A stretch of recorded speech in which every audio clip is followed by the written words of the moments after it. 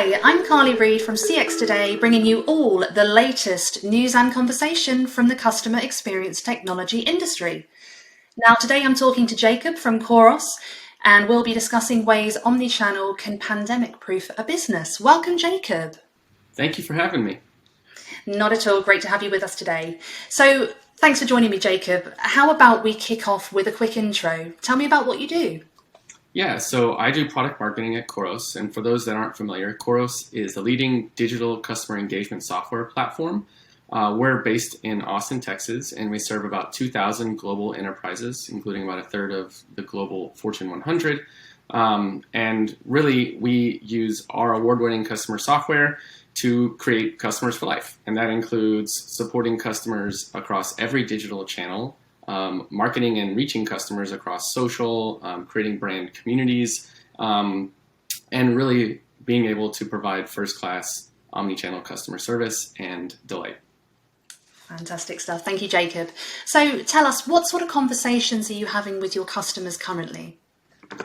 Yeah, one of the big ones is how to make digital more human. I think that we've all missed a lot of human interaction over the last while.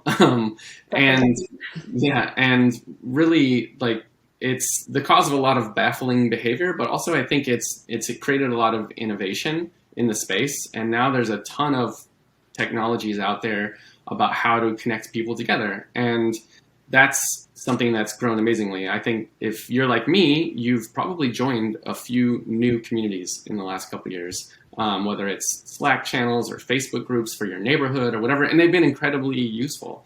Like for me, I joined my neighborhood Slack. I moved houses out here, given the freedom to work anywhere, out here in Austin, Texas. And what I did was I joined a neighborhood Slack, and like somebody actually baked me a pie. When we moved in. So, I mean, this is amazing. Like, we got to count our blessings, you know. So, like, these kind of technologies are bringing people together, and that's what people want from brands as well. So, brands need to show up in these kind of spaces and help people make those human connections. Fantastic stuff. And Jacob, how do you think Omnichannel can operate beyond offering simply call, web, and text channels? Yeah, so Omnichannel can evolve, I think, in two big ways. One is you're going to have to serve every channel for every type of interaction. You know, to quote one of my favorite recent digital philosophers, everybody wants everything all the time.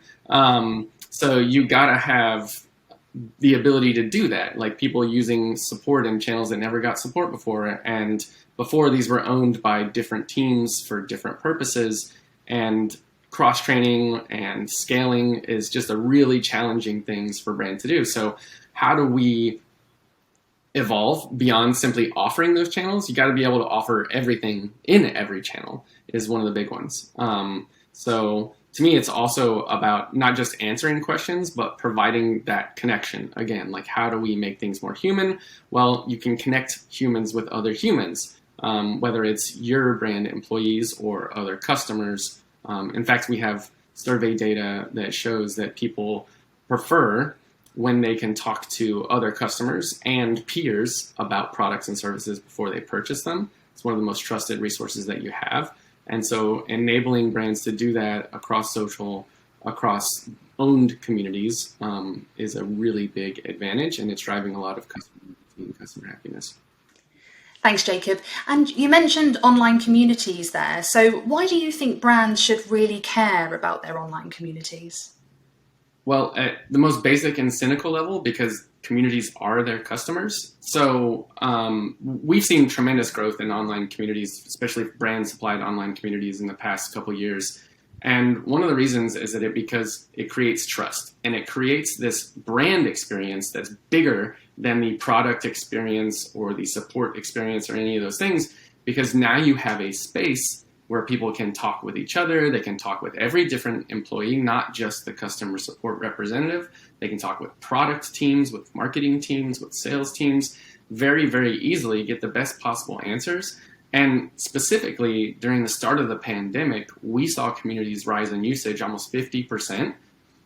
And even though that was representing, almost 1 billion interactions over a few months, extra than what communities had before. There was no extra staffing provided. There was no extra resources provided to these communities, yet they maintain constant reply and resolution rates to any customer issues because it instantly scaled because everybody was helping each other. I mean, to go back to that point of that pie that I got from my neighbor, imagining that happening billions of times across every brand community when people asked for all sorts of new questions and new resources that they never thought they needed before.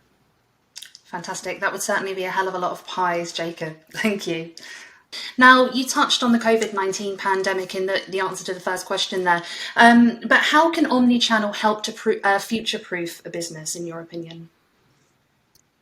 Yeah, I mean, first of all, I don't know if it's possible to future-proof anything with the way things have changed so rapidly recently, but I would say the biggest way to future-proof with Omnichannel is to be agile. So when you can look at every channel, then you're more able to take on new channels and new challenges as they arise, whether it's, like groups, business chat groups, or video through TikTok or anything like that. The ability, once you've done many channels of many different types, it becomes easier and easier to take on new channels, and specifically developing that reflex of, not thinking channel first, thinking customer first, thinking experience first, really becomes second nature when you are used to operating in so many different channels. Great stuff. Thanks, Jacob. And I've really, really enjoyed speaking to you today. So thank you so much for joining me. Yes, of course. It's a pleasure to be here, and I'm happy to do it anytime. Thanks, Jacob. So that's it from us. If you've enjoyed our conversation, then please do give us a shout out on social. And if you're a CX fan and want to see more like this, then you could subscribe to our weekly newsletter at cxtoday.com. I'm Carly Reid from CX Today. Thanks for watching.